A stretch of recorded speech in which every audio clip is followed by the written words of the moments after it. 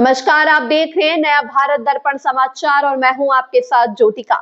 आइए रुक करते हैं खबर की ओर।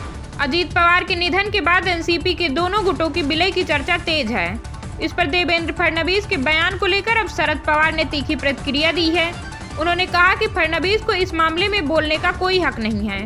उप मुख्यमंत्री और राष्ट्रवादी कांग्रेस पार्टी चीफ अजीत पवार के निधन के बाद महाराष्ट्र की राजनीति में बड़ा सियासी उबाल देखने को मिल रहा है। अजीत पवार की पत्नी सुनेत्रा पवार को उप मुख्यमंत्री बनाया गया। इन सब के बीच एनसीपी के दोनों गुटों के विलय की अटकलें भी लगाई जा रही थीं। इस मुद्दे पर मुख्यमंत्री देवेंद्र फडणवीस ने भी एक बयान दिया था, जिस पर अब एनसीपी प्रमुख शरद पवार ने पलटवार किया है। शरद पवार ने फडणवीस के बयान पर कड़ी प्रतिक्रिया दी है।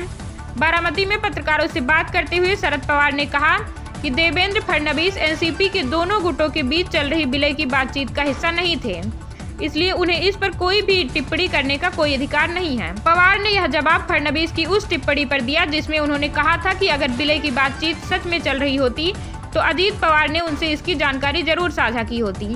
शरद पवार ने साफ किया कि विलय को लेकर जो भी बातचीत चल रही थी उसका नेतृत्व एनसीपी के नेता जयंत पाटिल और उनके भतीजे अजीत पवार कर रहे थे।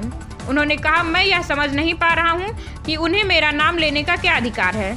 चूंकि वह विलय की बातचीत में कहीं नहीं थे, इसलिए उन्हें इस पर टिप्पणी करने का कोई हक नहीं है।